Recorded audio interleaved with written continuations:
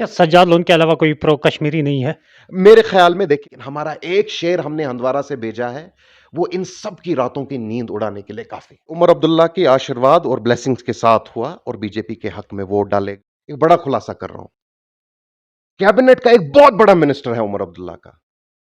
Rajya Sabha voting की एक रात पहले वो तरुण चुग जी के साथ क्या कर रहे थे, वक्त आने पे नाम लेके, एड्रेस लेके, अमाउंट लेके बताएंगे इन लोगों। एक आवाज गूंजती है, एक प्रो पीपल आवाज गूंजती है, और वो सजाद गनी लोन है, और इसी को तोड़ने के लिए पूरा सिस्टम लगाओ। यहां दो पार्टीज हैं, नेशनल कॉन्फ्रेंस है और पीडीपी है।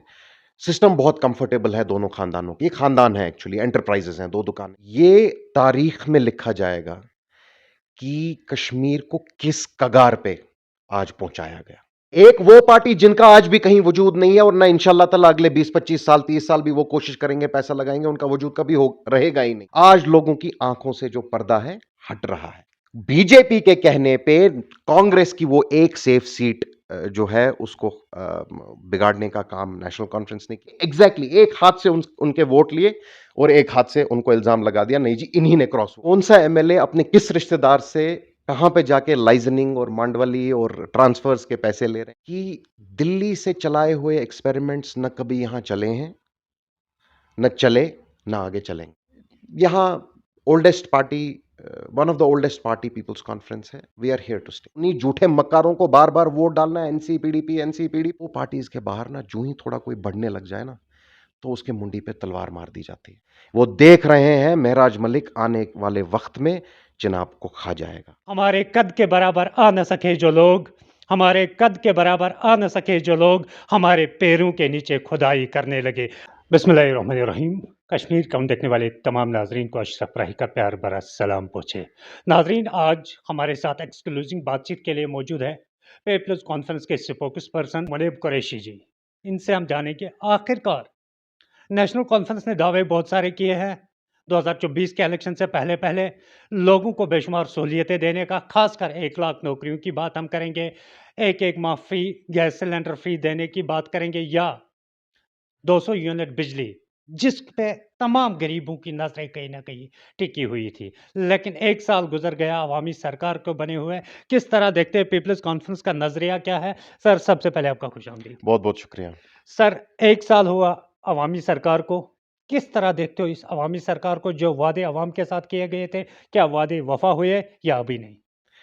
जिस तरह की खस्ता हालत आज पूरे जम्मू कश्मीर में है, पूरे जम्मू कश्मीर के हर एक एक हिस्से में जितनी खस्ता हालत आज है, आज मुझे कोई हिचकिचाहट नहीं है ये बात बोलने में कि आज फाका कशी पे लोग पहुंचाए।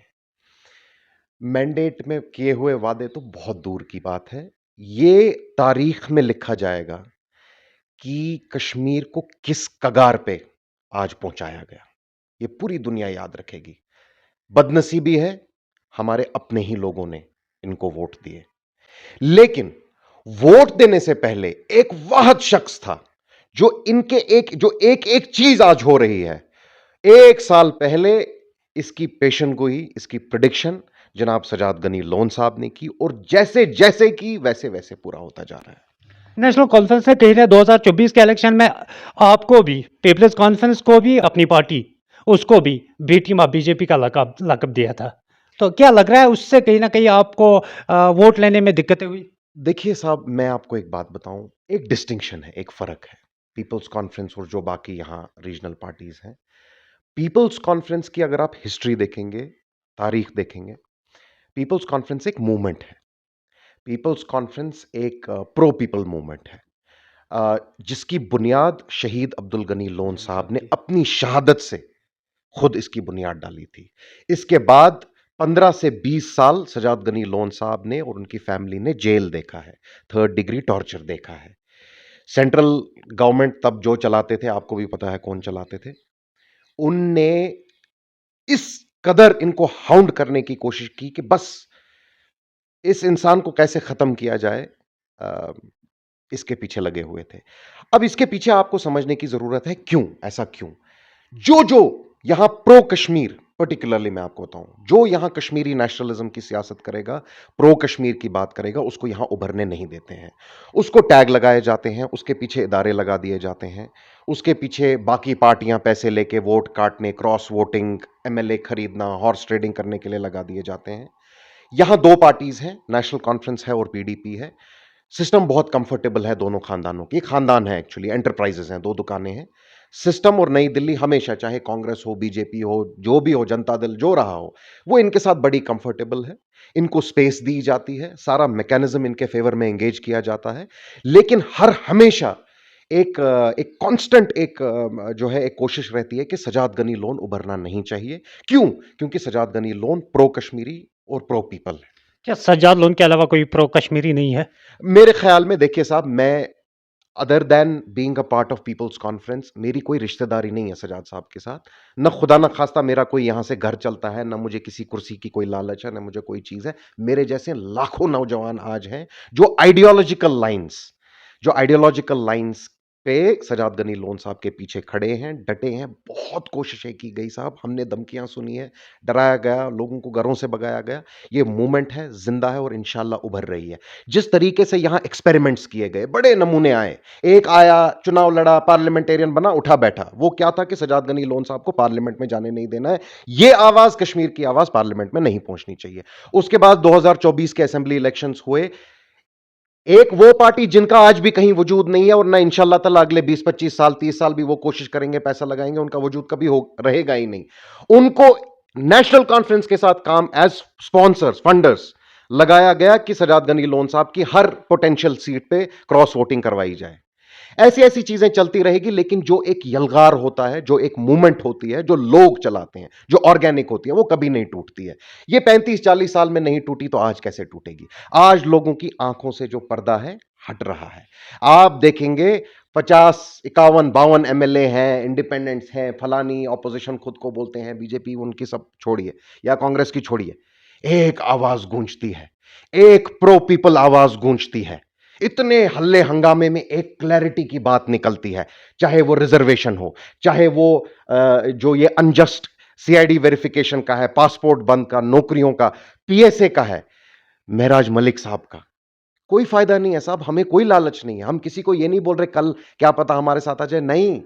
हम मूवमेंट है, चल रहे हैं, वक्त के साथ उभर रहे हैं। महराज मलिक साहब को इस्तेमाल किया एज अ पेडिस्टल, फुटस्टूल। कुछ दिनों के लिए ऑप्टिक्स चलाने थे, चलाए, फिर आज अपनी ही उनके पार्टी के स्पोक्स पर्सन उनको गाली गलौज कर रहे हैं। लेकिन हम लड़ रहे हैं, सजाद गनी लोन साहब लड़ रहे हैं, महराज मलिक के लिए लड़ रहे हैं, रिजर्वेशन के लिए लड़ रहे हैं, लोगों के साथ जो वादे किए गए हैं, बेसिक एम्यूनिटीज जो अब जो जरूरत है, फालतू ऑपोजिशन नहीं है, जो जरूरत है लोगों की, फाका कशी है, बिजली नहीं है, गैस नहीं है, राशन नहीं है, नौकरियां नहीं है, इसके लिए एक वाहिद इंसान है जो उस ऐवान में लड़ रहा है आज, और वो सजाद गनी लोन है, और इसी को तोड़ने के लिए पूरा सिस्टम लगा हुआ है। आपने कहा दो पार्टियों की यहाँ पर दुकानें चल रही है। क्या यही कारण था सज्जाद लोन साहब ने राज्यसभा इलेक्शन में अपना हिस्सा नहीं लिया? 200% जनाब, बहुत क्लैरिटी के साथ। आज तो दुश्मन भी बोलते हैं कि वाकई में सजाद गनी लोन साहब का जैसा कैलिबर या पॉलिटिकल क्लैरिटी या विजन जो है किसी के पास नहीं है। हरीफ जो है, दुश्मन जो है, वो खुद पीछे से हमें बोलते हैं यार लीडर तो तुम्हारा है। देखिए साहब, इलेक्शन से बहुत पहले 2-3 पॉइंट्स सजाद साहब ने रेज किए। नंबर 1 मेन चीज थी, सजाद साहब ने बोला अगर आज कोई एक ग्रुप है जिनके दामन में कोई दाग नहीं है किसी और गलत पार्टी के साथ या किसी फोर्स के साथ रहने का, या ट्रूली सेक्युलर इंक्लूसिव सरकार, या एटलीस्ट जो स्पेस प्रोवाइड करना चाहते हैं जिसमें कहीं ना कहीं कश्मीर के लोग, मुसलमान सब जो है इंक्लूड हो जाते, वो कांग्रेस था। तो सजाद साहब ने पहले ही बोला था, कांग्रेस वालों को अगर नेशनल कॉन्फ्रेंस एक सेफ सीट दे देती तो सजाद गनी लोन साहब का सबसे पहला वोट पोल होता उनके फेवर में, राइट। बट एक मैकेनिज्म चलाया गया। उमर अब्दुल्ला लेड नेशनल कॉन्फ्रेंस जो आज है, ये गिड़गिड़ा रहे हैं इस वक्त मोदी और अमित शाह के पैरों में कि हमें अपने साथ ले लो, हम हर वो चीज पूरी करके दिखाएंगे आपको ग्राउंड में जो आप यहां करना चाहते हैं। नहीं ले रहे हैं, शायद उनको भी पता है कि ये धोखेबाज है, उछल कूद वाले लोग हैं, भरोसेमंद नहीं है। सजाद साहब ने ये प्रिडिक्ट किया, बीजेपी के कहने पे कांग्रेस की वो एक सेफ सीट जो है उसको बिगाड़ने का काम नेशनल कॉन्फ्रेंस ने किया, उनको साइडलाइन कर दिया, नंबर 1। नंबर 2, ये भी उनने इनफैक्ट ऑब्जेक्टिवली सजाद साहब ने पीडीपी वालों को बड़ा क्लियरली बोल दिया, इनके झांसे में नहीं आना। और ये जो ये land bill, anti bulldozer bill, इसको भी डिकोड किया सजाद साहब ने कि ये इन दोनों की मिली भगत थी। यहां कुछ कॉर्पोरेट हाउसेस हैं, हम साहब हमें फर्क है, हम सजाद लोन साहब के साथ हैं, हम सच बोलते हैं, हम नहीं डरते। ये मिली भगत थी, इनको कुछ कॉर्पोरेट हाउसेस को खुश करना था, उनके गुलमर्ग के होटल जो लीज वीज थे, टेढ़े टुडे लीज, वो सीधे करने थे, उनको फिर माल पानी उठाना था। गरीब का नाम फालतू में दे रखा था, गरीब का इसके उनका कोई एजेंडा नहीं था, ये भी सजाद साहब ने क्लियर कर दिया था। इसके बाद भी उनको बोला मत इनको वोट नहीं देना, एब्सटेन, क्योंकि कल ये तुम्हें ही इल्जाम लगाएंगे, जो कि एग्जैक्टली एक हाथ से उनके वोट लिए और एक हाथ से उनको इल्जाम लगा दिया, नहीं जी इन्हीं ने क्रॉस वोटिंग की। सजाद लोन साहब ने यह भी कहा कि अगर मैंने वोट डाला होता तो शायद मुझ पे भी इल्जाम होता है, सजाद साहब ने बीजेपी को वोट डाला। बिल्कुल कहा था, और एब्सटेन करने के बाद भी इनने कोशिश की। अब आप देखिए बेवकूफी की हद क्या है। लेकिन आपको एक मजेदार बात बताऊं, एक बड़ा खुलासा कर रहा हूं, कैबिनेट का एक बहुत बड़ा मिनिस्टर है उमर अब्दुल्ला का, राज्यसभा वोटिंग की एक रात पहले वो तरुण चुग जी के साथ क्या कर रहे थे और कहां थे और क्या अंडरस्टैंडिंग हुई और सीबीआई के केसेस, किन केसेस की मांडवाली हुई, सब पता है, सब पता है। और उमर अब्दुल्ला की आशीर्वाद और ब्लेसिंग्स के साथ हुआ और बीजेपी के हक में वोट डाले गए और इनके कुछ बड़े प्रोमिनेंट एमएलए। वक्त आएगा, हम देखिए सेंसेशनलाइज करने के लिए बात नहीं करेंगे, लेकिन वक्त पे लोगों को दिखाएंगे कि आपके जज्बात जो दीन, ईमान, इस्लाम, दाढ़ी, कश्मीरियत, इन सब के नाम पे जो मैंडेट लिया गया था उसको कैसे रोंद दिया इस नेशनल ये कॉन्फ्रेंस। बहुत बड़ी बात है। क्या आपका मानना यह है कि जो 4 वोट बीजेपी ने ज्यादा लिए हैं वो नेशनल कॉन्फ्रेंस के वोट थे? नेशनल कॉन्फ्रेंस के जो पोलिंग एजेंट थे, जो देख रहे थे इनके किस मेंबर ने क्या वोट दिया, उन्होंने बड़ा एक तेज तरार एक वो बड़ा ऑप्टिक्स चलाया। खैर nothing better can be expected from them. हमें सब कुछ पता है, हर चीज पे नजर है। मैंने लास्ट टाइम भी अपने एक इंटरव्यू में बोला, कौन किसका रिश्तेदार, कौन इनका कौन सा एमएलए अपने किस रिश्तेदार से कहां पे जाके लाइजनिंग और मांडवली और ट्रांसफर्स के पैसे ले रहे हैं, कहां लूट खसूट और लूट मार हो रही है, लोगों के लिए जो पैसा आ रहा है उसके साथ क्या तबाही की जा रही है और अपने घर कैसे भरे जा रहे हैं। वक्त आने पे नाम लेके, एड्रेस लेके, अमाउंट लेके बताएंगे इन लोगों को। एक बात का भी जवाब नहीं मिला, अगर बीजेपी के पास कुल 28 वोट थे तो 32 वोट उनको कहां से आए, या जो 4 वोट रिजेक्ट हुए वो कौन थे? आप 2+2 खुद कर लीजिए अब, है ना। आपने थोड़ी बात बोली, थोड़ी मैंने बोल दी। ओपनली बोलूंगा तो फिर ये गाली गलौज करने आ जाते हैं, फिर धमकियों पे आ जाते हैं। पर्दा ही थोड़ा रखते हैं अभी, थोड़ी देर के लिए रुसवा इनको करेंगे, इनको एक्सपोज करेंगे नाम लेके। लेकिन सैबोटाज, इतना आपको बता दूं, जिनको कश्मीरियों ने वोट दिया था वो आज they are hand in glove with the BJP और उन्हें सौदा किया। कश्मीरियों की इंटरेस्ट को ही रोंद रहे हैं। कश्मीरी को समझ नहीं आ रहा है, हम पे बड़ी गालियां चली, बहुत कुछ हमें सुनाया गया, सराद गनी लोन साहब को बड़ा टारगेट किया गया। लेकिन आज लोगों को आंखें खुलनी चाहिए और आज लोगों को देखना चाहिए। ये बड़ा वो करते हैं कि साहब एक पार्टी है, एक सीट है, अल्हम्दुलिल्लाह, अल्लाह का शुक्र है, एक ही शेर है, 51 एमएलए है, 52 एमएलए है, ना होने के बराबर। मैं कहता हूं इनने आज कितना गर्क कर दिया उस कुर्सी को, सीएम की कुर्सी को, या उन एमएलए को, या उस असेंबली को। लेकिन हमारा एक शेर हमने हंदवारा से भेजा है, वो इन सब की रातों की नींद उड़ाने के लिए काफी है।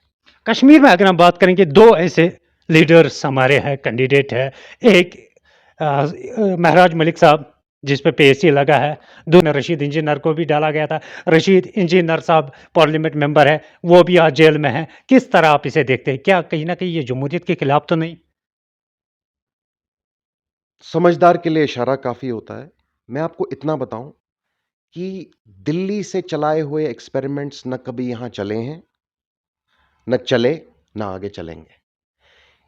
मैं रिक्वेस्ट करूंगा उन सब लोगों को जिनका स्टेक है यहां की पॉलिटिक्स में, जो नॉन पॉलिटिशियंस हैं या इफ आई में जो कुछ ब्यूरोक्रेट्स हैं, उनको यहां की सियासत ऑर्गेनिकली चलनी चाहिए, चलने देनी चाहिए, चलने देनी दीजिए।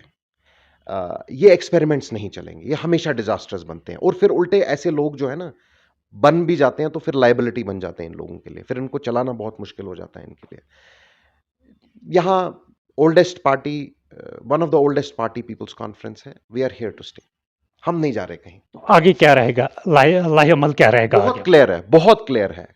कश्मीरी नेशनलिज्म के लेंस से कश्मीरी लोगों के फायदे के लिए अभी हमारी एक बड़ी जंग रिजर्वेशन पे चल रही है और इंशाल्लाह ताला आप देखेंगे लोगों ने बातें की, अपनी ऑप्टिक्स किए, उठे और चल बसे और भूल गए और बुनियादी प्रॉब्लम ही नहीं पता थी। आज भी, आज के डेट तक, इनफैक्ट अभी 2 घंटे पहले clearly division wise, province wise Sajad Gani Lone साहब ने ट्वीट करके आपको लिख के बताया with numbers, disparity, level of disparity क्या है, कितने नंबर्स उस पार जा रहे हैं, कितने नंबर्स इस पार जा रहे हैं। हम रिजर्वेशन या किसी एक जो है तबके के खिलाफ नहीं है, हम बस इतना कह रहे हैं जिसका जो हक है उसको वो मिले, बाकी फिर आगे लोगों की मर्जी है।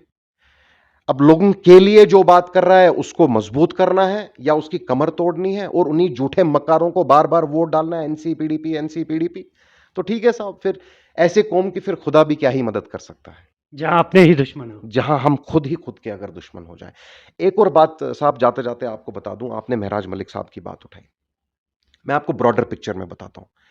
महराज मलिक एक, जना रशीद और महराज मलिक। मैं महराज मलिक साहब की बात करूंगा। महराज मलिक साहब ग्राउंड से उठे, एक ग्रास रूट लेवल पॉलिटिशियन थे, बड़ी मेहनत की, घर घर गए, लड़ा, सिस्टम से लड़ा, बहुत मुश्किल होता है, बोलना इजी है, करना बड़ा लड़ना बहुत मुश्किल। मुश्किल है। लड़ा, एक गरीब घर से आया, बड़ा संघर्ष किया, गरीबों की आवाज आगे रखी, एक जगह बनाई, एक स्पेस बनाई और लोगों ने बढ़ चढ़ के प्यार दिया। पार्लियामेंट भी उनने लड़ा था, भूलिएगा मत।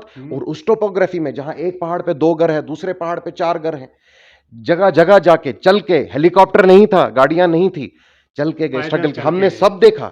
उनने वोट कंसोलिडेट किया, फिर असेंबली में उनको एक भरपूर प्यार दे के लोगों ने असेंबली में भेजा और असेंबली में बड़ी क्लैरिटी के साथ उनने बात की।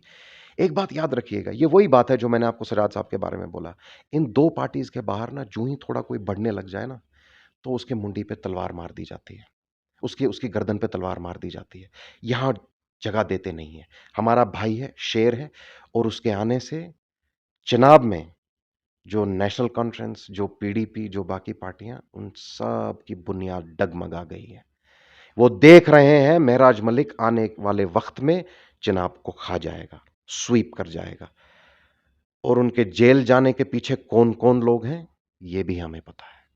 वक्त इसका आने पे, खुलासा वक्त आने पे सजाद गनी लोन साहब खुद करेंगे। एक बयान उमर अब्दुल्ला साहब का आज बड़ा अवाम के बीच में ज़बरदस्त गश्त कर रहा है, क्योंकि एक तरफ से उमर अब्दुल्ला साहब ने कहा था इलेक्शन लड़ने से पहले स्मार्ट मीटर लगाए जा रहे हैं, असम्बली इंतखाबात होने दो, हम देखते हैं कैसे लगेंगे, उखाड़ फेंकेंगे इन मीटरों को। लेकिन आज उमर अब्दुल्ला साहब का कहना है कि मेरी दीदी के घर में, मेरी आंटी के घर में जब स्मार्ट मीटर लगा है तो आम लोग क्यों नहीं लगाएंगे? किस तरह आप इसे देखते हैं?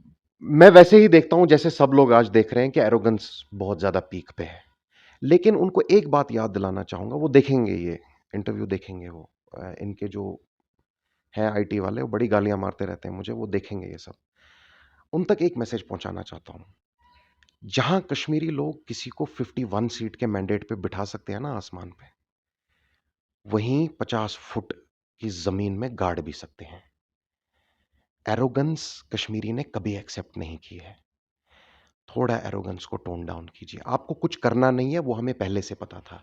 ये मैंडेट के आपके जो बड़े बड़े गोले आपने मारे थे, ये हमने तभी डिकोड कर लिया था कि ये अचीवेबल ही नहीं है। लेकिन खैर तब लोगों ने नहीं माना। अब आपको नहीं करना है, कुछ प्रोटोकॉल एंजॉय करना है, आप कीजिए।